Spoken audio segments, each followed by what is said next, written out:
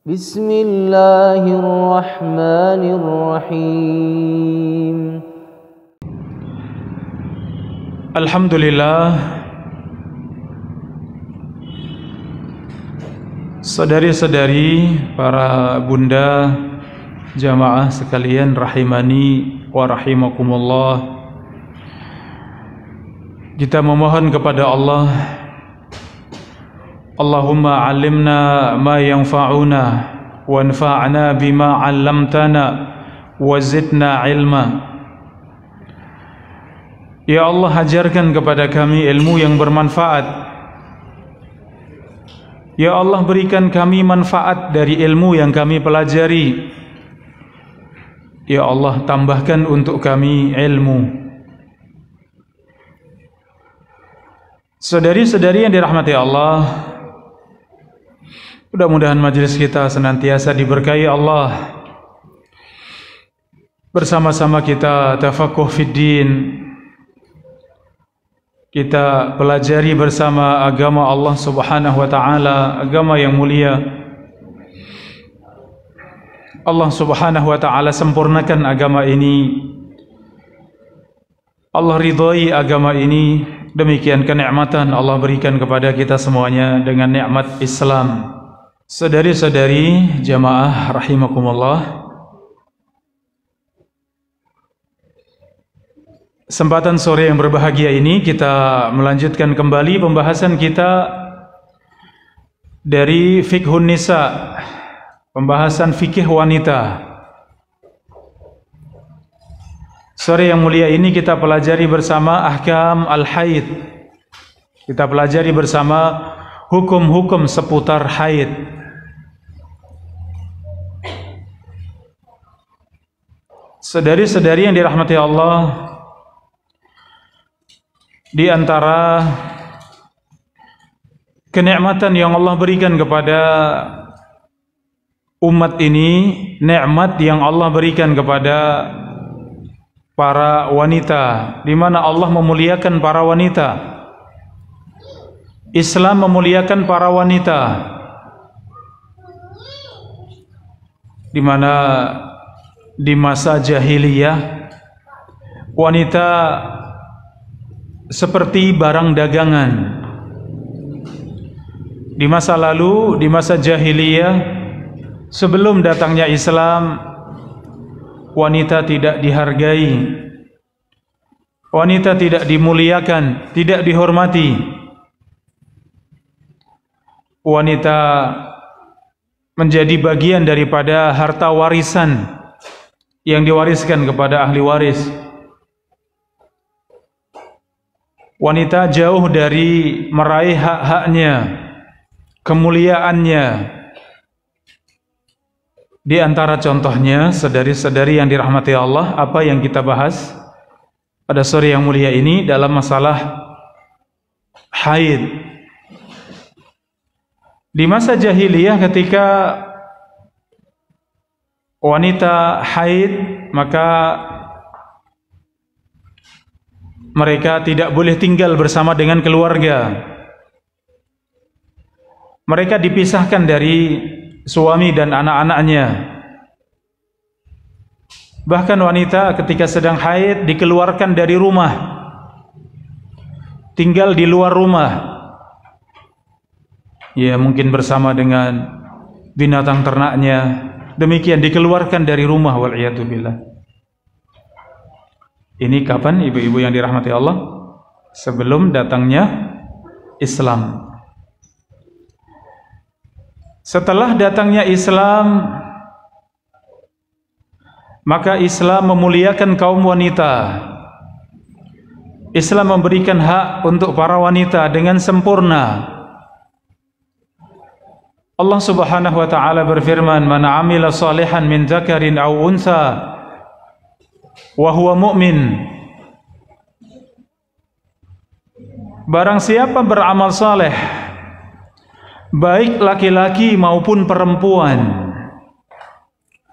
dalam keadaan beriman, falanuhyiyannahu hayatan thayyibah, maka kami akan berikan kepada mereka laki-laki dan perempuan hayatan thayyibah, kehidupan yang thayyibah, kehidupan yang baik. Ternyata kesempatan untuk beramal saleh ini ternyata sama, laki-laki dan perempuan sama. Kesempatan untuk masuk di dalam surga sama antara laki dan perempuan. Allah berikan hayatan thayyibah, Allah berikan kehidupan yang mulia. Ini berlaku untuk laki dan perempuan sama. Oleh karenanya syariat di dalam Islam antara laki dan perempuan sama, kecuali sedikit dalam beberapa syariat yang memang diwajibkan. Ya, beberapa syariat yang memang beda. Sebagaimana perbedaan fisik dan jiwa antara laki dan perempuan yang berbeda. Maka di dalam Islam perbedaan lelaki dan wanita itu memang secara fitrah berbeda. Namun dalam pandangan syariat sebenarnya semuanya sama, kecuali yang memang harus berbeda. Di antara contohnya ini, fitrah bahwa wanita datang kepadanya haid. Setiap bulannya datang yang namanya datang bulan atau daurah syahriyah. Demikian ketika wanita sudah dewasa, sudah besar, maka datang haid. Ya, datang bulan. Demikian sampai selesai datang masa menopause, baru kemudian berhenti dari haid tersebut. Maka ada yang berbeda. Saudara-saudari jamaah rahimakumullah, maka kesempatan sore yang berbahagia ini kita akan kaji bersama hukum-hukum seputar haid. Ya, insyaallah berikutnya kita kaji bersama tentang nifas, demikian istihadhah, ya, biidznillah. Kita bicara tentang hukum-hukum seputar haid. Secara bahasa haid itu sailan, artinya secara bahasa hadha. Yahidu itu artinya mengalir. Artinya mengalir secara bahasa. Secara syar'i, apa itu haid? Yaitu darah yang darah kebiasaan, darah yang wajar keluar dari rahim seorang wanita pada waktu tertentu ketika wanita dalam keadaan sehat, bukan karena sebab kelahiran. Ya, darah kebiasaan yang keluar dari rahim seorang wanita di waktu tertentu dalam keadaan sehat, bukan karena sebab kelahiran. Ini yang disebut dengan darah haid. Bedanya dengan nifas, kalau nifas yaitu darah yang keluar ya menyertai kelahiran. Ya, bisa jadi dimulai dari sebelum lahir atau pas lahir atau setelah lahir sampai kemudian putus. Darah tersebut ini darah nifas. Insyaallah pembahasan nifas kita kaji bersama pertemuan yang akan datang. Para bunda rahimakumullah, ya, kita masuk di poin-poin pembahasan hukum-hukum seputar haid.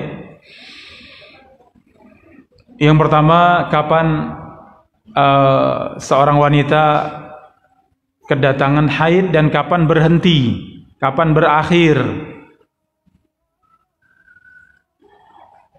Pendapat yang pertama bahwa menyebutkan wanita mulai haid di umur 9 tahun. Setelah sempurna 9 tahun, masuk di umur 10 tahun, ini paling cepatnya seorang wanita haid. Di antara penguatnya karena tidak terjadi sebelum ya masuk umur 10 tahun, Sebelum sempurna 9 tahun tidak ada wanita yang haid. Demikian keumuman. Sebagaimana disebutkan oleh Ibunda Aisyah radhiyallahu anha, "Idza balagatil jariyatu 9 sinin fahiya imra'ah." Jika wanita sudah sempurna 9 tahun, maka ia menjadi seorang wanita dewasa. Ya, umur 9 tahun ini sudah disebut imra'ah, bukan disebut anak kecil, tapi sudah disebut wanita. Kemudian batasan paling tua wanita haid itu di umur 50 tahun. Ya, karena keumuman wanita ia berhenti di umur 50 atau sebelum 50 tahun. Sebagaimana hadis Aisyah radhiyallahu anha, "Idza balagatil mar'atu 50 sanah kharajat min haddil haid." Jika seorang wanita sudah berumur 50 tahun, maka ia keluar dari haid. Keluar dari kebiasaan haid. Ini tadi pendapat yang pertama. Pendapat yang kedua, tidak ada batasan minimal umur wanita haid, tidak ada batasan maksimal wanita haid. Maka kembali kepada keluarnya darah haid tersebut, kapanpun keluar itu sudah mulai, dan kapan putus untuk selamanya itu sudah berhenti. Ya, dan kalau kita lihat fatwa, ya penjelasan para ulama di dalam fatwa mereka, ya di antara dua pendapat ini. Namun wallahu alam yang lebih kuat pendapat yang kedua ya. Kalaupun belum 9 tahun, belum 10 tahun ternyata memang sudah keluar darah dan sifat-sifat darah tersebut darah haid, maka ya wanita sudah dikatakan masuk masa haid. Jadi kalau putri-putri kita ya di umur mungkin 8 tahun lebih sedikit misalnya, atau baru masuk di 9 tahun, belum sempurna 9 tahun, ternyata sudah keluar darah tersebut dengan sifat-sifat darah haid, ya maka sudah dikatakan datang bulan, sudah masuk masa haid. Wanita tersebut sudah dianggap di dalam Islam sudah dewasa karena sudah haid, sudah berkewajiban untuk melaksanakan syariat Allah, khusus untuk syariat wanita.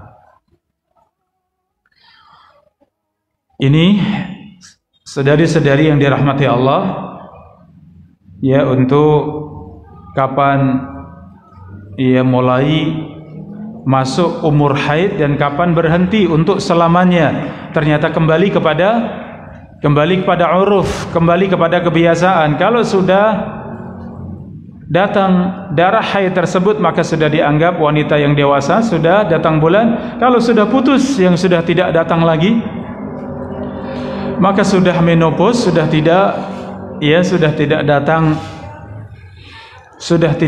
haid.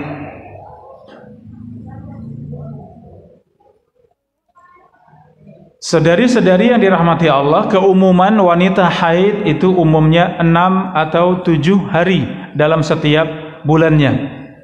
Keumumannya 6 sampai 7 hari, ada yang kurang, ada yang lebih.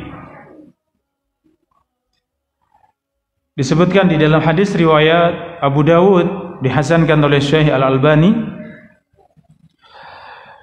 tahayyadhi fi ilmillahi 6 ayyam aw 7. Rasulullah bersabda,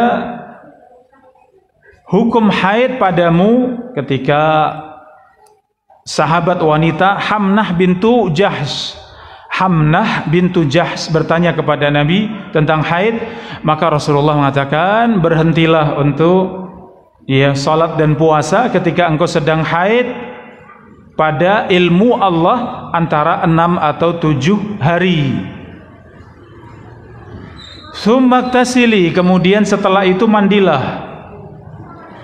Wasalli 24 yauman, kemudian mandilah dan kemudian salatlah, berpuasalah 24 hari. Ya, karena tadi umumnya 6 atau 7 hari haidnya, maka dalam 1 bulan bersihnya berapa hari? Kata Nabi SAW 24 hari atau mungkin 23 hari. Demikian keumuman. Saudari-saudari yang dirahmati Allah, ini tadi keumuman wanita haid. Walaupun ada yang lebih dari itu, ada mungkin sampai 10 hari, ada mungkin lebih dari 10 hari. Ya, tetap selama itu sifat-sifat darahnya adalah sifat darah haid, maka tetap dikatakan itu darah haid. Tetap meninggalkan salat dan puasa. Ya, sifat darah haid ada 3 ya. Sifat yang pertama, darah tersebut kental ya, tidak seperti darah biasa encer. Ya, kemudian warnanya warna kehitaman. Ya, kemudian sifat yang ketiga, ya aromanya tidak sedap.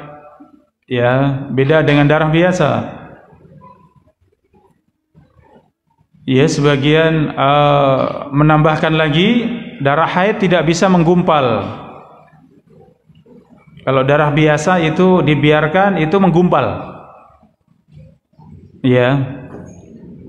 Tapi kalau darah haid itu dia tidak bisa menggumpal ya. Artinya menggumpal, didiamkan kemudian ya menggumpal, membeku ya, menggumpal. Ini sifat darah haid. Kalau ada tanda-tanda tersebut, maka jelas itu adalah darah haid. Warnanya kehitaman, ya darahnya kental, ya aromanya seperti itu, demikian tidak bisa membeku seperti layaknya darah ya. Kalau kita nyembelih ayam, menyembelih sapi ya, kemudian darah di lubang ya, kemudian dibiarkan, itu akan menggumpal, akan membeku, yaitu darah biasa. Adapun darah haid tidak, maka ia akan cair terus. Taib akhwati fillah, saudari-saudari rahimakumullah, ketika sudah masuk seorang wanita ya hukum haid, masuk di masa haid ya, maka beberapa hal yang diharamkan bagi seorang wanita yang sedang haid. Yang pertama ya, yang pertama diharamkan untuk bercampur dengan suami ya, bercampur dengan suami, masuk di kemaluan, ini yang tidak boleh. Di dalam surat Al-Baqarah ayat 222, fa'tazilun nisaa fil mahid, ia tinggalkan bercampur dengan istri ketika sedang haid. Wala taqrabuhunna hatta yatuhurna, jangan dekati istri ketika sedang haid sampai suci atau sampai bersuci, sampai mandi. Kemarin sudah kita bahas ya. Sebagaimana hadis Nabi SAW, isna'u kulla syai' illa nikah. Rasulullah menjelaskan ayat tadi, fa'tazilun nisa' fil mahid, tinggalkan wanita ketika sedang haid. Artinya jangan campuri wanita ketika sedang haid. Apa maksudnya? Isna'u kulla syai' illa nikah. Ya, boleh ya bersama dengan istri kecuali nikah. Artinya kecuali bercampur. Ya, ini hukumnya ibu-ibu yang dirahmati Allah, ketika sedang haid maka tidak boleh bercampur ya, tidak boleh jima ya. Ini ibu-ibu yang dirahmati Allah, satu itu hubungan suami istri yang diharamkan, adapun yang lain boleh. Dan dikisahkan para sahabiat, para sahabat wanita ketika sedang haid ya, maka mereka menutupkan kain ya, menutupkan kain di kemaluan. Kemudian setelah itu apapun selain dari itu maka boleh. Ya, ini hukumnya akhwati fillah. Ibu-ibu yang dirahmati Allah, ketika sedang haid hubungan dengan suami semuanya boleh kecuali tadi, kecuali bercampur ya. Makanya para sahabiat mereka melilitkan kain ya, melilitkan kain di kemaluan. Adapun selain dari itu maka boleh. Kemudian yang kedua, hukum yang kedua bagi wanita yang haid yaitu tolak, diharamkan untuk cerai. Saudari-saudari yang dirahmati Allah, ini pentingnya kita belajar, pentingnya kita menuntut ilmu ya.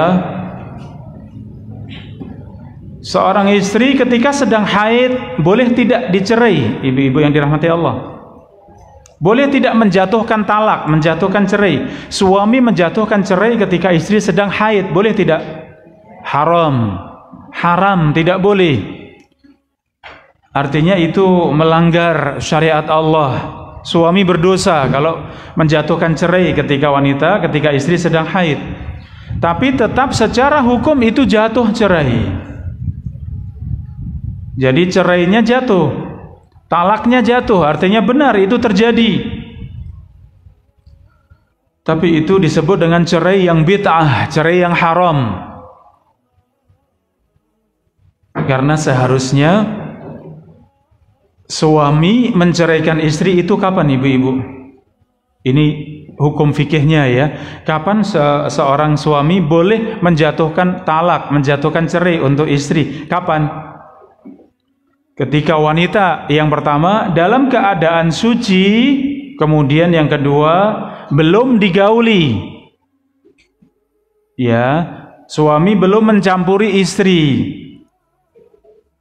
Ya, ini. Maka suami menjatuhkan cerai. Ini cerai yang sunnah. Artinya cerai yang benar. Ya, bukan dalam keadaan haid tapi suami sudah mencampuri istri kemudian menjatuhkan cerai, itu juga cerai yang haram. Tidak boleh. Itu haram, itu cerai bid'ah. Yang seperti ini mungkin banyak ya kaum muslimin, kaum muslimat yang tidak faham ya hukumnya. Asal saja cerai. Ketika marah cerai ya. Ketika sedang ngamuk, sedang marah kemudian jatuhkan cerai. Padahal mungkin sudah mencampuri istri atau bahkan istri sedang haid. Ini harusnya tidak boleh. Kita perhatikan hikmahnya, ibu-ibu yang dirahmati Allah. Kalau suami ingin menceraikan istrinya ternyata sedang haid, maka ia tahan diri, jangan jatuhkan cerai. Artinya apa? Ada kesempatan suami untuk kemudian berpikir kembali, tidak buru-buru. Ya, tidak kemudian seenaknya langsung cerai. Ia perlu waktu berpikir, oh istriku sedang haid, jangan dicerai, enggak boleh, haram. Ini cerai yang bid'ah, tidak boleh. Tunggu sampai bersih. Selesai dari haid, istri sudah mandi, sudah bersih. Kalau memang benar-benar sudah tekad bulat untuk ceraikan, silahkan jatuhkan cerai. Cerai ini solusi terakhir ya ibu-ibu. Kalau terjadi perseteruan suami istri, tidak ada solusi, tidak ada jalan terbaik. Jalan terbaik harus berpisah, sehingga ketika tetap bersama antara suami istri tapi dalam keadaan tidak baik, itu menambah dosa. Suami tidak menunaikan kewajiban pada istri, istri juga tidak menunaikan banyak kewajiban kepada suami, terus bertambah dosanya. Tidak ada solusi, maka solusinya adalah cerai. Maka Islam memberikan solusi ini, solusi terakhir.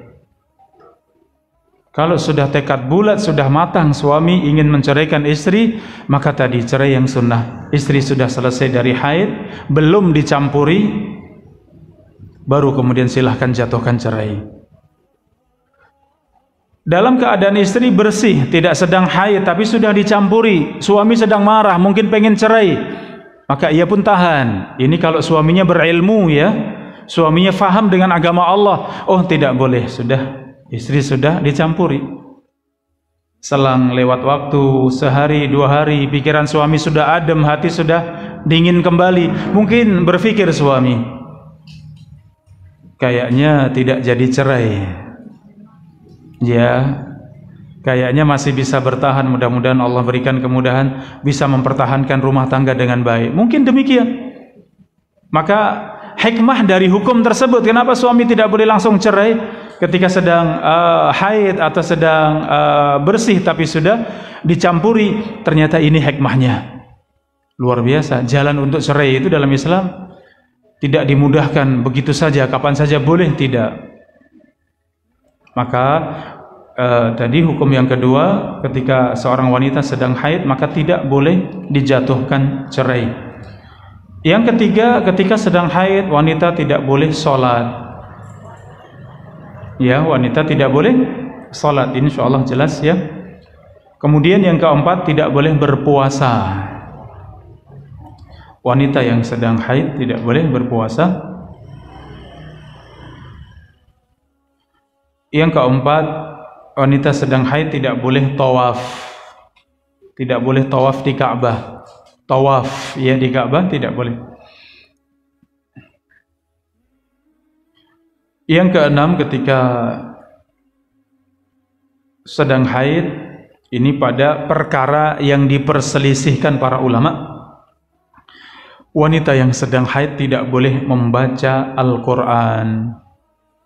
Tapi ini diperselisihkan. Maksudnya ada khilaf para ulama, ada perbedaan pendapat para ulama. Wanita yang sedang haid ini waktunya panjang ya, 7 hari, bisa jadi sampai 10 hari. Kalau kemudian tidak membaca Al-Quran sama sekali, ini bisa hafalannya bisa lupa ya. Wanita punya hafalan 30 juz, punya 20 juz misalnya, punya 10 juz, ditinggal 10 hari selama haid. Wah, ini lama sekali, maka ini bisa melupakan hafalan. Oleh karenanya, wallahu alam, pendapat yang lebih kuat bahwa yang tidak boleh tadi wanita memegang mushaf ketika sedang haid tidak boleh, memegang Al-Quran, memegang mushaf ketika sedang haid tidak boleh. Ya, adapun membaca, ya kalau tidak memegang mungkin dengan pelapis, ya ia membuka Al-Quran, ini boleh. Ini pendapat yang lebih kuat ya ibu-ibu. Atau tadi punya hafalan sehingga mengulang-ulang hafalan. Biasanya umumnya yang sudah hafal Al-Quran atau menghafal sebagian Al-Quran itu 1 hari minimal mengulang 10%. Kalau punya hafalan 10 juz berarti mengulang hafalan itu setiap harinya 1 juz. Kalau punya hafalan 30 juz berarti minimal dalam 1 hari itu mengulang 3 juz. Ya, 3 juz setiap harinya mengulang hafalannya. Sehingga setiap waktu 10 hari sudah selesai mengulang hafalan. Setiap 10 hari selesai, demikian. Maka kalau mengulang seperti itu boleh. Ya, yang tidak boleh tadi memegang langsung Al-Quran, memegang mushaf, ini yang tidak boleh. Ini pendapat yang paling kuat. Ya, sebagian ulama mengatakan tidak boleh sama sekali, baik menyentuh maupun membaca tidak boleh. Tapi yang lebih kuat boleh. Adapun buku ataupun kitab yang ada Al-Qur'annya tapi itu bukan Al-Qur'an, bukan mushaf, maka boleh dipegang. Seperti buku fikih, buku hadis, mungkin ada ayatnya. Ya, atau bahkan buku tafsir misalnya. Tapi Al-Qur'annya hanya sedikit. Sedangkan yang banyak itu tafsirnya, penjelasan tafsirnya. Maka ini bukan Al-Quran, itu bukan mushaf, maka dipegang wanita yang haid boleh. Ya, panjenengan memegang buku terjemah tafsir misalnya, boleh tidak? Boleh, karena itu bukan Al-Quran, itu buku tafsir. Panjenengan seperti sekarang belajar fikih, memegang buku fikih, di situ ada beberapa ayat yang disebutkan setiap pembahasan. Boleh tidak memegang buku fikih ketika sedang haid? Boleh, karena itu bukan Al-Quran. Ya, ini ibu-ibu yang dirahmati Allah. Selanjutnya yang ke-8, yang ke-7 ini juga diperselisihkan ya, yaitu masuk di masjid, ya duduk di masjid wanita yang sedang haid. Sebagian ulama menyebutkan pendapat pertama tidak boleh. Ya, pendapat yang kedua mengatakan boleh. Ya, wallahu alam, pendapat yang kedua lebih kuat. Ya, wanita yang sedang haid dengan catatan bisa menjaga diri sehingga darah tidak menetes, darah tidak mengotori masjid, maka boleh. Ya, sama keadaan yang sangat sulit. Ya, wanita tidak masuk di masjid selama 7 hari, 8 hari, 10 hari ketika sedang haid, tidak masuk di masjid ini tidak mudah, ya. Seperti panjenengan seperti ini. Ini disebut serambi masjid atau masjid? Tetap disebut masjid secara hukum, ya. Kenapa? Karena dipakai sholat. Nah, kalau di situ halaman masjid, iya itu bukan masjid karena tidak dipakai sholat. Tapi ini tetap masjid secara hukum fikih. Ini masjid. Ya, cuman bedanya ada kebatas tembok sedikit ini, ya. Tapi sama-sama masjid. Kalau sholat jamaah dipakai, sholat Jumat dipakai, ya di sini. Maka tetap disebut masjid. Artinya apa? Kalau jualan di serambi seperti ini boleh tidak jualan? Tidak boleh karena ini masjid. Tapi kalau di halaman situ boleh tidak? Boleh, itu bukan masjid. Ya. Nah, panjenengan untuk duduk seperti ini kemudian dengan tadi pendapat pertama tidak boleh karena ini masjid sedang haid, ini tentu cukup berat, ya. Oleh karenanya pendapat wallahu alam yang lebih kuat, pendapat yang kedua, boleh selama bisa menjaga sehingga tidak mengotori, tidak menetes, ya, maka boleh. Alhamdulillah kalau, ya, pembalut pada zaman kita sekarang lebih canggih, ya, benar-benar bisa, ya, menjaga dari mulai yang tipis, yang tebal, yang gede, ya, yang lebar, yang seperti celana, ada semua, masya Allah. Ya, maka boleh. Jadi ibu-ibu mungkin sedang datang bulan kemudian hadir di majelis ilmu seperti ini, boleh tidak? Boleh. Atau yang mengajar TPA misalnya, mengajar TPA, ustadzah, guru, ya, kemudian TPA-nya ada di masjid. Ketika sedang datang bulan bagaimana? Boleh tidak mengajar? Boleh, tetap mengajar. Ya, yang tidak boleh tadi memegang Al-Quran, itu yang tidak boleh. Kalau membaca boleh, ya, mengulang hafalan boleh, mengajar boleh. Itu pendapat yang lebih kuat. Baik, akhwati fillah rahimakumullah, itu tadi beberapa hal yang diharamkan, ya, yang tidak boleh bagi seorang wanita yang sedang haid. Adapun apa yang wajib bagi seorang wanita yang haid, ya, yang wajib adalah setelah selesai haid maka wajib untuk mandi. Kita sampaikan kemarin, belum boleh berhubungan dengan suami, belum boleh bercampur dengan suami. Walaupun sudah terputus dari haid, sudah bersih dari haid, selama itu belum mandi, maka batasannya harus sudah mandi. Ini pendapat yang lebih kuat. Ketika sudah putus, sudah selesai dari haid, segera mandi. Kalau sudah mandi, mandi besar, mandi janabah, setelah itu sudah boleh. Ya, kemudian yang kedua, hukum yang kedua, kalau wanita sudah datang haid berarti sudah balik, sudah dewasa. Secara hukum syariat maka sudah dikatakan balik, walaupun tadi baru umur 9 tahun, baru umur 10 tahun, baru kelas 5 SD, kelas 6 SD, tapi sudah datang bulan, datang haid, maka sudah dihukumi apa tadi? Balik atau dewasa. Artinya kalau sudah balik, sudah wajib menunaikan semua kewajiban di dalam Islam. Sudah wajib menjaga salat 5 waktu, sudah wajib untuk berpuasa di bulan Ramadan, ya, semua hukum terkait dengan wanita yang sudah balik. Kemudian yang ketiga, ketika wanita sudah haid, maka ia harus menjalani masa iddah. Kalau itu cerai, ya. Kalau diceraikan suami, maka wanita yang diceraikan ini menjalani masa apa namanya? Masa iddah, dengan ain, masa iddah. Masa iddah tersebut, ibu-ibu yang dirahmati Allah, dijalani wanita yang sudah haid, yaitu, ya, 3 kali haid. Tadi syaratnya cerai yang sunnah, cerai yang benar, istri dalam keadaan suci. Yang kedua, istri dalam keadaan belum dicampuri kemudian dijatuhkan cerai. Maka hitungannya kapan itu selesai masa iddah? 3 kali haid.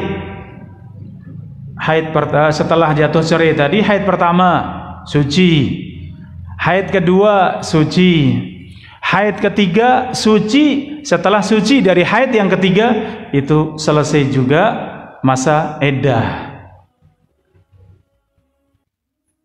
Jadi kalau sudah selesai haid yang ketiga, suami tidak rujuk, suami tidak kembali, maka sudah dikatakan cerai sempurna. Ini mantan suami, yang satu mantan istri, sudah sempurna. Ketika menjalani masa iddah tadi, maka itu masih statusnya suami istri, tapi sedang dalam masa iddah. Dan suami boleh kembali kepada istri untuk cerai pertama dan kedua. Talak yang pertama dan kedua ini disebut talak yang raj'i, talak kembali. Artinya suami boleh kembali kapan saja selama masih dalam masa iddah, maka boleh kembali. Caranya kembali ada dua macam. Apakah dengan ucapan mengatakan, wahai istriku, aku rujuk, aku kembali, maka sudah selesai masa iddahnya karena suami sudah kembali. Atau yang kedua, suami mencampuri istri. Kalau suami di masa iddah sudah mencampuri istri, maka itu artinya sudah rujuk, sudah kembali, sudah selesai masa iddah, tapi sudah dikatakan menyimpan satu cerai. Kalau rujuk tersebut setelah cerai kedua, berarti sudah menyimpan berapa cerai? Cerai yang kedua, sudah dua cerai. Kalau cerai yang ketiga, itu cerai yang selamanya. Ya, artinya cerai selamanya. Suami sudah tidak boleh kembali kepada istri tersebut kecuali istri sudah menikah lagi, kemudian cerai dari suami kedua, baru suami yang pertama boleh kembali. Itu cerai yang ketiga. Mudah-mudahan jelas ya, insyaallah. Masalah talak kita akan bahas lebih detail insyaallah ya. Kita masih ada dalam pembahasan haid. Maka tadi hitungan masa iddah seperti itu. Hukum yang seperti ini banyak tidak difahami ketika suami sudah menjatuhkan cerai. Iya, kadang suami ngusir istri, itu juga haram, tidak boleh diusir. Karena status masih suami istri. Selama masa iddah itu status suami istri. Atau sebaliknya, ketika sudah jatuhkan cerai kemudian istri kabur, boleh tidak? Tidak boleh, haram, tetap harus tinggal di rumahnya. Harus tinggal di rumah bersama suami, karena itu masih status suami istri. Atau istri setelah dijatuhkan cerai kemudian sudah mulai ngubungi, ya mungkin teman lama, mungkin ada di grup alumni misalnya, kemudian mulai cari-cari, nggak boleh, itu masih bersuami, masih status suami istri dalam masa iddah, tidak boleh. Ya. Ataupun mungkin kode-kode ya, atau isyarat-isyarat, ya aku suka dengan kamu misalnya, nggak boleh, karena masih status suami istri, haram, tidak boleh. Ya, justru yang benar istri harusnya bersemangat untuk kembali kepada suami, ya, dengan cara berdandan, dengan cara mempercantik diri agar suami kembali. Ya, harusnya seperti itu. Ini kalau kita nanti bahas insyaallah masalah cerai ya insyaallah. Taib, ini sekedar saya sebutkan karena banyak yang tidak faham ya. Kalau sudah jatuh cerai ngamuk ya, suami ngamuk, istri ngamuk. Ya, ini sama-sama tidak paham agama Allah ya. Cerai ini solusi, maka ketika seorang menikah menjadi solusi, maka cerai juga solusi. Artinya sama-sama baik. Walaupun cerai, ya memang sudah tidak ada jalan lain kecuali harus cerai. Tapi tetap hati baik. Artinya hati baik, nggak boleh ngamuk, ya nggak boleh ngawur, nggak boleh mencela, nggak boleh merendahkan, nggak boleh.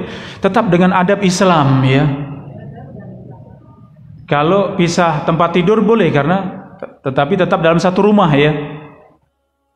Karena sudah jatuhkan cerai. Taib akhwati fillah rahimakumullah, tadi masa iddah ya. Kalau sudah datang bulan haid, maka hitungan masa iddahnya itu dengan haid. Kalau masih anak-anak kemudian jatuh cerai, maka itu dengan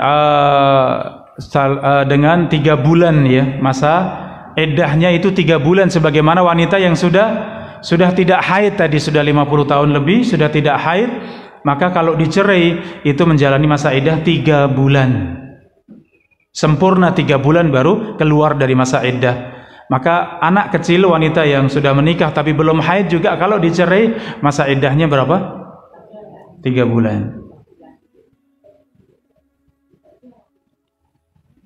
Akhwati fillah rahimani wa rahimakumullah.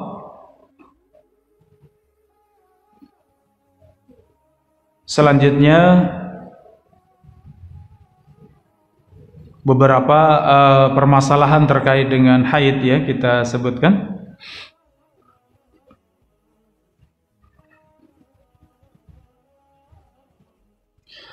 Wanita yang sudah mandi setelah selesai haid ya, dan tanda sudah selesai haid itu ada 2. Tanda yang pertama itu keluar cairan bening ya, atau yang kedua cairan kekuningan ya, cairan yang keluarnya itu terakhir sebagai penutup, sebagai tanda bahwa sudah bersih, sudah selesai haid, itu keluar ya kussatun baydha. Dalam hadis disebut al-kussatul baydha, yaitu cairan bening atau cairan kekuningan. Atau tanda yang kedua sudah kering, sudah putus darah, sudah kering ya. Rasulullah ajarkan itu dengan cara memasukkan kain, kalau sekarang mungkin dengan tisu ya, di alat khusus wanita, kemudian dimasukkan. Ketika diangkat itu kering, berarti sudah selesai haid. Atau ketika diangkat itu ada cairan bening, maka sudah selesai haid. Ini 2 tanda wanita sudah selesai haid. Saudari-saudari yang dirahmati Allah, kalau sedang mandi atau selesai mandi kemudian darah keluar lagi, selesai mandi darah keluar lagi, dan itu sifatnya darah haid, maka bagaimana? Tetap itu dianggap darah haid. Kalau selesai mandi keluar darah lagi dan itu darah haid dengan 3 tanda atau 4 tanda tadi, maka itu disebut darah haid, maka ia harus mengulang mandinya. Berarti memang keluar lagi ya. Baik, mungkin nanti masih ada yang belum jelas ya seputar haid, mungkin nanti bisa kita monggo panjenengan bisa sampaikan, bismillah. Mungkin bisa saya jawab.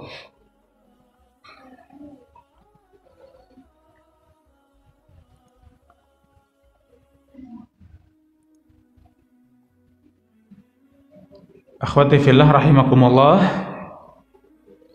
Tadi ditegaskan ya, wanita yang sudah selesai haid belum boleh ya bercampur dengan suami sampai mandi ya, sampai selesai mandi baru boleh bercampur dengan suami. Selama haid boleh tidak memakai pewarna kuku, ibu-ibu? Selama haid boleh ya, silahkan. Jadi berhias, berdandan, termasuknya dengan cat kuku ya, boleh. Kalau sudah selesai haid maka dihilangkan, karena menutup air untuk sampai di kuku ya, maka dihilangkan. Baru kemudian mandi. Kemudian permasalahan mempercepat haid atau menunda haid dengan obat-obatan dokter ya, obat medis. Boleh tidak seperti itu, atau obat herbal ya, boleh tidak menggunakan obat seperti itu? Harus konsultasi dokter, karena syaratnya yang pertama benar-benar aman dari sisi medis, dari sisi kesehatan. Syarat yang kedua izin suami. Kenapa? Itu kaitannya dengan hak suami ya, maka harus izin suami. Misalnya ingin melaksanakan, ingin masuk bulan Ramadan misalnya, ya pengen Ramadan bisa lebih banyak puasa misalnya. Kalau menunggu seperti biasanya, kayaknya sebelum Ramadan sudah haid misalnya, sehingga ada yang kepotong misalnya dari Ramadan, kemudian pengen dipercepat biar sebelum masuk Ramadan sudah selesai haid. Yang seperti itu boleh tidak? Kalau bicara yang lebih utama jangan. Artinya apa adanya, ya, natural, apa adanya, itu lebih baik dan lebih sehat. Tapi secara hukum fikih boleh selama tadi syaratnya yang pertama itu secara ilmu kedokteran atau konsultasi dengan dokter itu aman, itu sehat. Itu syarat pertama. Yang kedua izin suami. Ya, karena wanita misalnya puasa sunnah, suami hadir, suami ada di rumah, tidak sedang keluar kota, pengen puasa sunnah, syaratnya apa? Izin suami, karena itu puasa sunnah, izin suami. Aisyah radhiyallahu anha karena begitu kuatnya ya mengabdi kepada suami, kepada Nabi SAW sampai membayar puasa Ramadan, qada Ramadan saja sampai diakhirkan, sampai masuk bulan Sya'ban mendekati Ramadan baru dibayar. Artinya apa? Khidmat kepada suami itu luar biasa dalam Islam ya. Maka di antara syaratnya itu mempercepat datangnya haid atau menunda haid. Itu syaratnya yang pertama, sehat secara kedokteran dari sisi kesehatan. Yang kedua izin suami. Ini akhwati fillah rahimakumullah. Taib, selanjutnya wanita yang sedang haid boleh tidak membaca zikir pagi dan sore?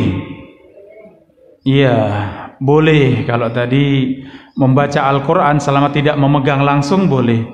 Mengulang Al-Quran boleh. Mengajarkan Al-Quran ya ibu-ibu, mengajari anak-anak di rumah, hafal surat-surat pendek misalnya. Ya, ketika sedang haid boleh tidak ngajari anak-anak? Boleh. Ini yang lebih kuat pendapatnya. Boleh. Maka zikir juga boleh. Panjenengan beristighfar, takbir, tahlil, ya, membaca zikir pagi, zikir sore, ya, zikir masuk rumah, keluar rumah, zikir masuk masjid, keluar masjid, zikir masuk keluar kamar mandi, silahkan, itu semuanya boleh. Akhwati fillah, saudari-saudari yang dirahmati Allah, ini tadi beberapa poin penting ya terkait dengan hukum seputar haid ya yang hendaknya kita ketahui. Sebagian setelah selesai haid kemudian sudah mandi, setelah itu nyambung lagi, keluar lagi darahnya. Maka darah yang seperti itu bagaimana? Itu darah haid atau bukan? Ini kembali kepada kebiasaan. Kalau kebiasaannya teratur ya, di awal bulan, pertengahan bulan, di akhir bulan teratur, demikian jumlah harinya juga teratur, maka jelas. Kalau kebiasaannya 7 hari misalnya, sudah selesai 7 hari, sudah ada tanda bersih, kemudian mandi, maka ini sudah suci. Adapun yang keluar setelahnya itu disebut dengan darah istihadhah. Ya, darah di luar dari darah haid, darah istihadhah atau darah penyakit ya. Sehingga hukumnya tetap salat, tetap puasa. Ya, kalau yang haidnya tidak teratur maka dilihat sifat darah tersebut. Kalau sifatnya tetap darah haid maka tetap dianggap itu haid. Ya, ini keadaan tertentu ya, dan itu jarang ya wanita ya. Terkadang haidnya kacau ya, kebiasaan haidnya kacau karena sebab apa? Mungkin karena sontek KB ya. Karena sontek tadi mengatur jarak kelahiran, itu kadang mempengaruhi apa? Mempengaruhi tadi siklus haid, kadang maju, kadang putus. Kadang ya selang-seling, kadang datang, kadang putus lagi, datang lagi.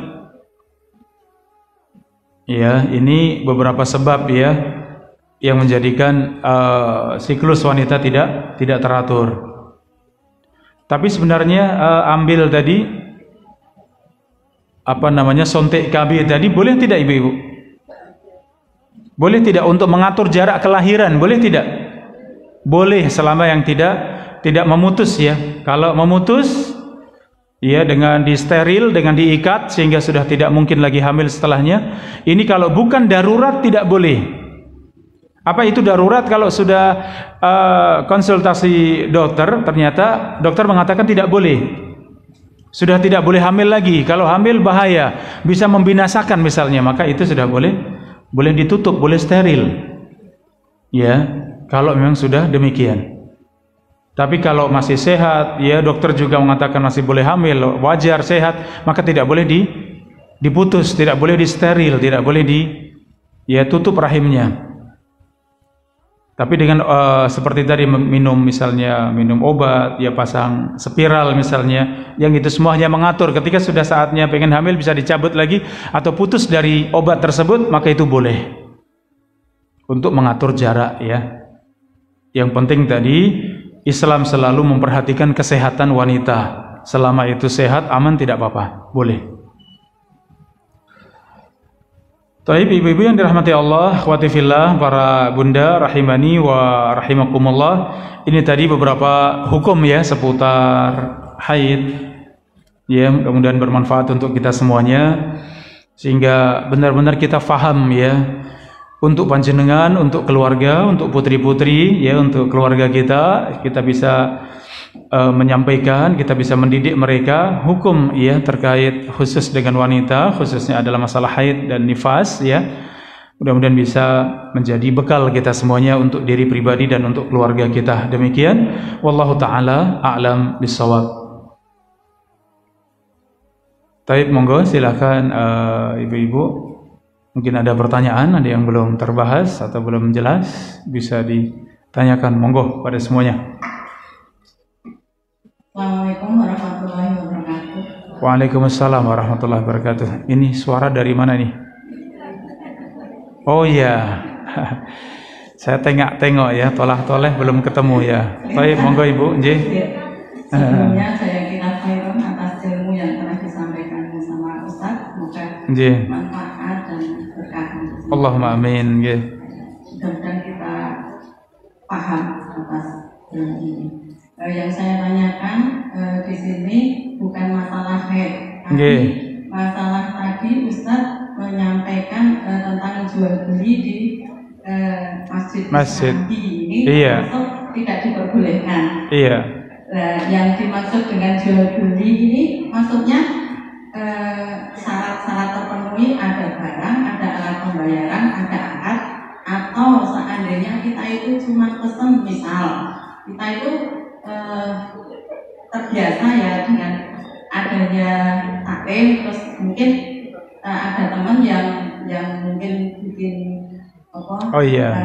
snack atau gimana, terus sekalian kita pesen, tapi belum ada barangnya, terus pesan untuk hari ini lah, terus besok ketemu lagi di masjid ini, terus kita kasih uangnya, nah itu termasuk jual beli atau enggak ya? Nah, mohon penjelasannya. Terima kasih. Assalamualaikum warahmatullahi wabarakatuh. Waalaikumsalam warahmatullahi wabarakatuh. Matur nuwun. Jazakumullah khairan atas pertanyaannya. Ya, insyaallah nanti sampai juga ya insyaallah pembahasan fikih jual beli insyaallah. Ya.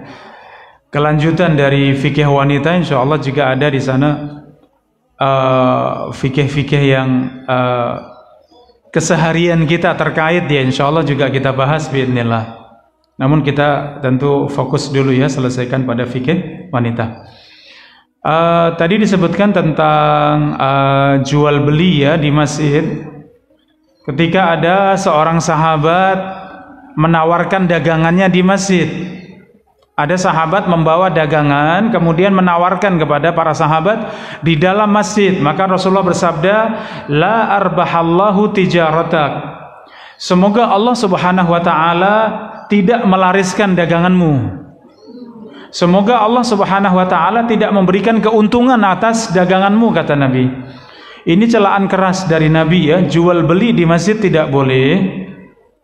Apa hikmahnya? Karena masjid tidak pantas untuk urusan dunia yang murni dunia, seperti jual beli. Ini murni dunia, mengejar dunia, ya Ini tidak boleh di masjid. Masjid untuk sholat, untuk berzikir, untuk membaca Al-Quran, untuk berdoa, untuk beribadah, dan semua maslahat kaum muslimin.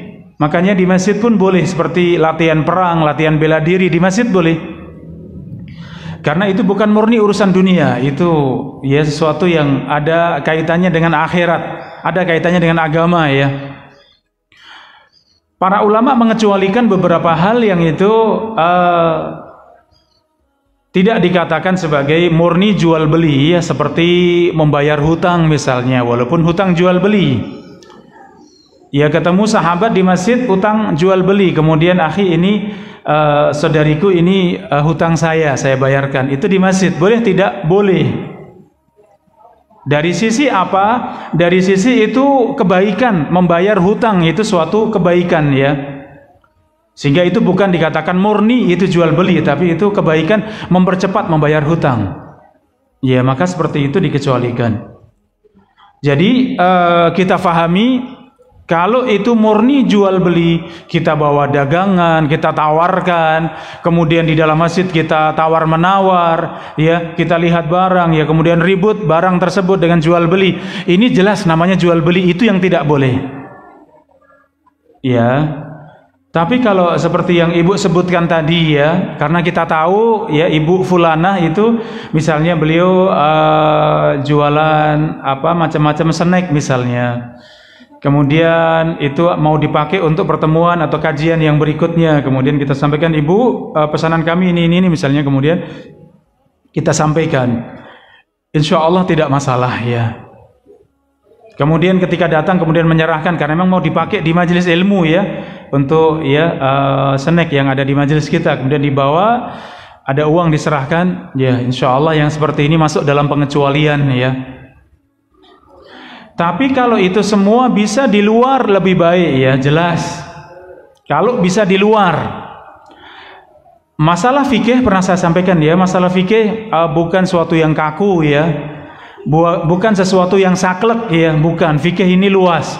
Fikih ini mudah, alhamdulillah. Maka kita tidak boleh menyempitkan diri sehingga membuat kita itu benar-benar merasa Islam ini sulit, Islam itu berat, itu tidak boleh. Tidak boleh juga memudah-mudahkan sehingga berlebihan. Ya, kemudian melampaui batas, ini juga tidak boleh. Artinya seperti yang ringan tadi, pesan kemudian bayar, kemudian terima barang dan itu dipakai di situ, ya insya Allah boleh. Tapi kalau panjenengan itu urusan pribadi misalnya, ya maka usahakan itu di luar masjid ya. Misalnya panjenengan pengen beli, ada ibu di majelis yang jualan baju misalnya, ibu tolong barangnya dibawakan misalnya. Ya boleh dibawakan, tapi ketika nanti transaksi sudah selesai dari majelis, kemudian di luar mungkin di parkiran misalnya, atau di serambi misalnya, baru kemudian serahkan barang, serahkan uang. Ini di luar karena pribadi ya.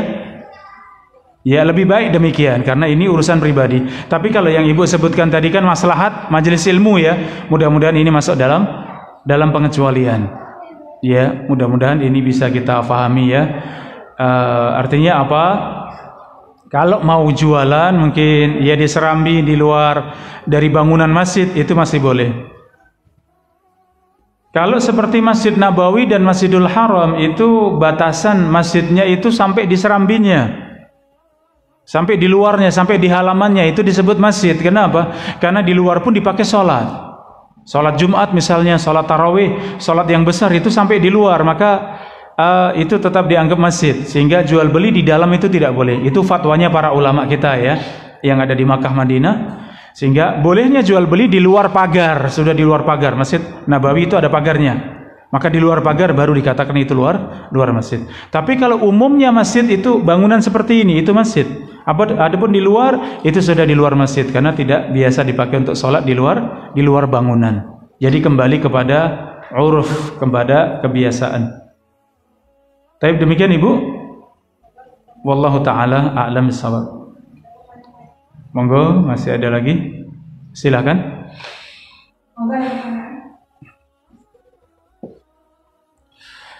Ini kita bahas fikih ya, apalagi khusus fikih wanita ya Ibu-ibu ya. Jadi kalau memang ada yang belum jelas, ada yang mau ditanyakan, benar ditanyakan ya. Tidak boleh malu dalam urusan fikih, dalam urusan ilmu tentang khusus wanita ya, tetap harus ditanyakan, tetap harus berilmu, harus faham ya, tidak boleh malu dalam bertanya. Monggo. Nggih, monggo Ibu. Assalamualaikum warahmatullahi wabarakatuh. Waalaikumsalam warahmatullahi wabarakatuh. Mungkin kemarin sudah saya tanyakan tapi belum jelas, Pak. Nggih, enggak apa-apa, silakan. Masalah haid. Ketika kita dalam keadaan normal, kita mempunyai kebiasaan misalnya 6 hari sampai 7 hari. Iya. Tapi ketika kita mungkin pas sakit atau pas mau menopause itu kadang-kadang 3 hari kita berhenti, terus besok lanjut lagi atau keluar lagi. Apa sebaiknya kita menunggu pas hari kebiasaan ketika kita bersuci atau pas berhentinya kita langsung bersuci nanti bersuci lagi seperti itu, Pak? Baik. Ya, terima kasih. Ini mengingatkan tadi ya yang sebagian kita sebutkan, kalau selesai haid kemudian setelahnya keluar lagi bagaimana ya, tadi sudah kita jelaskan. Adapun di pertengahan haid ya kemudian putus, ini para ulama menjelaskan dengan batasan 1 hari 1 malam. Kalau putusnya lebih dari 1 hari 1 malam, maka segera bersuci dan kemudian kerjakan salat dan puasa, artinya bersih kembali. Tapi kalau putus tersebut kurang dari 1 hari, maka itu dianggap putus biasa. Sebagaimana wanita kadang putus 1 jam, 2 jam, 3 jam, itu wajar putus. Ya, maka putus yang kurang dari 1 hari tidak dianggap, tetap dianggap sebagai masa haid, sehingga tetap meninggalkan sholat dan puasa. Ya, itu. Tapi kalau putusnya lama, ya, ada penjelasan dari para ulama, fatwa para ulama, ya, kalau ternyata ditunggu 1 hari, ya, kemudian sambung lagi hari kedua, tetap itu bersih, maka segera mandi. Kemudian 1 hari yang ia tinggalkan tadi, tidak sholat tadi, maka dikodok, diganti sholatnya, karena ternyata itu berhentinya lebih dari 1 hari. Ya, jadi hukumnya demikian. Kalau nanti kemudian datang haid lagi dengan sifat darah haid yang tadi disebutkan, maka ia pun meninggalkan sholat dan puasa, berarti masuk di kelanjutan dari haid, demikian. Jadi monggo ya, kalau putusnya itu kurang dari 1 hari masih tetap berlanjut. Kalau lebih dari 1 hari maka ia pun mandi ya, kemudian mengganti sholat yang terlewatkan dan kemudian juga melaksanakan sholat ketika suci tersebut. Walaupun mungkin bisa jadi nanti datang darah kembali, maka tinggalkan sholat dan puasa. Jadi demikian. Allah Ta'ala a'lam shawab. Jadi silakan Ibu. Assalamualaikum warahmatullahi wabarakatuh. Waalaikumsalam warahmatullahi wabarakatuh. Nggih, monggo Ibu. Mau tanya Ustaz yang pertama, Masya Allah. bisa kita haid pas mau sholat zuhur. Iya. Terus apakah kita nanti pas hari ke-7 bersih gitu? Apakah kita juga harus sebelum zuhur itu kita juga harus bersuci, atau kita tunggu sampai misalnya sholat asar sekalian, atau mau sholat subuh kita harus sudah suci? Yang pertama. Yang kedua, masalah darah istihadah atau yang darah sakit tadi, itu apakah setiap kita mau sholat itu harus mandi besar, atau cuman istilahnya membersihkan diri, misalnya berganti celana atau berganti baju misalnya, atau harus mandi besar? Dan itu misalnya kita harus berganti, kan kita tidak tahu nanti pas sholat keluar lagi gitu ya misalnya ya, itu apakah sah sholatnya? Mungkin diulang yang kedua Bu, pertanyaan kedua mungkin bisa diulang. Darah haid kan kita misalnya 7 hari tadi ya, tapi setelah itu kan kita bilangnya tadi mandi istihadah. Oh iya betul. Atau darah sakit gitu ya, darah penyakit. Itu apakah kalau kita mau sholat harus mandi besar? Oh iya. Kemudian apakah Asmar mani besar kan kita tidak tahu selagi kita sholat itu keluar secara apa ya, pokoknya ada keluar gitu rasa sholatnya. Iya. Terima kasih. Assalamualaikum warahmatullahi wabarakatuh. Waalaikumsalam warahmatullahi wabarakatuh. Terima kasih. Penting sekali ya pertanyaannya terkait dengan bahasan kita hukum seputar haid ya. Kapan kita mandi ya kalau sudah selesai haid? Apakah sebelum subuh ya? Apakah nunggu zuhur? Apakah sebelum maghrib ya? Kapan kita mandi ya? Ibu-ibu yang dirahmati Allah, haid ini hukumnya kembali kepada adanya darah atau selesainya darah haid tersebut. Kalau ada darah ada hukumnya, kalau darahnya sudah tidak ada maka putus hukumnya. Artinya hukumnya mengikuti darah. Hukumnya mengikuti darah haid.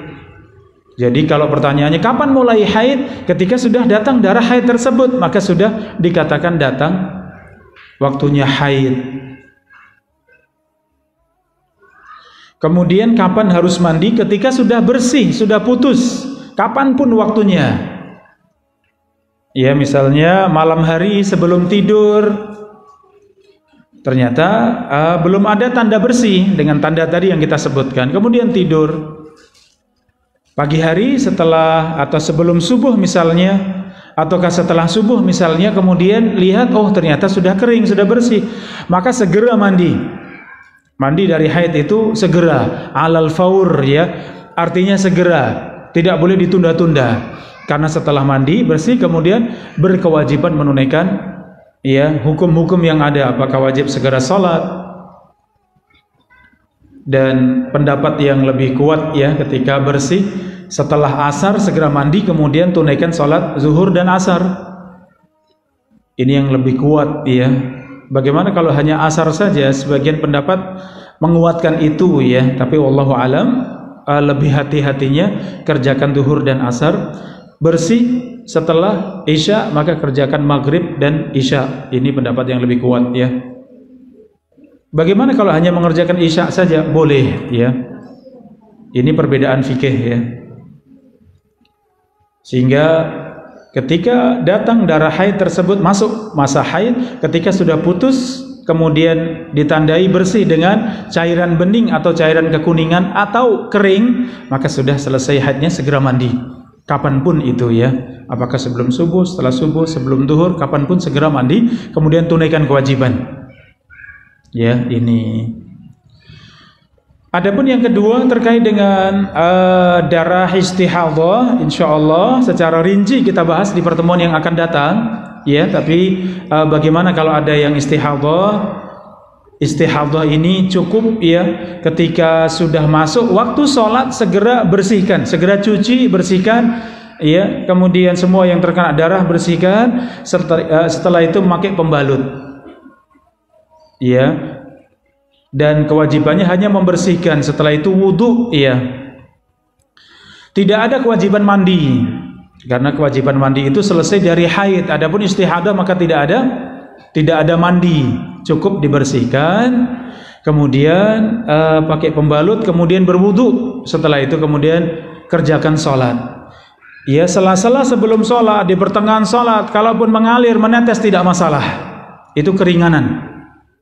Ya, itu rukhsah atau keringanan di dalam Islam. Karena itu dikatakan darah keluar dari kebiasaan atau darah istihadhah, darah penyakit, ya, maka itu keringanan. Dan ia demikian menunaikan setiap kali ingin menunaikan sholat, demikian maksudnya sholat fardu ya. Adapun kalau setelah sholat duhur, sebelum sholat duhur sholat sunnah dulu, kemudian sholat duhur, setelah sholat duhur kemudian sholat ba'diyah, tidak masalah dengan satu wudhu tadi, walaupun menetes tidak masalah ya. Ketika masuk waktu asar maka demikian, bersihkan lagi, cuci bersih, kemudian ya berwudu, kemudian pakai pembalut, ya berwudu, kemudian silakan kerjakan sholat. Ini hukum untuk wanita yang istihadhah. Dan insyaallah lebih rinci kita bahas pada pertemuan yang akan datang, insyaallah taala. Assalamualaikum warahmatullahi wabarakatuh. Yang ingin saya tanyakan, apabila saat haid, apakah boleh potong kuku atau potong rambut? Terima kasih. Assalamualaikum warahmatullahi wabarakatuh. Waalaikumsalam warahmatullahi wabarakatuh. Jawabannya satu kata, boleh. Jadi tadi hukum-hukum sudah kita sebutkan apa yang diharamkan bagi wanita yang haid. Demikian hukum yang terkait dengan wanita yang haid apa saja sudah kita sebutkan tadi secara ringkas ya. Adapun yang lain itu apa ya? Kalau di bahasa anak-anak sekarang namanya hoax ya, berita yang tidak benar gitu ya. Artinya seperti larangan memotong kuku, memotong rambut ketika sedang haid, ketika sedang nifas, ini tidak ada dalilnya ya. Itu boleh. Ya selain yang disebutkan tadi berarti boleh.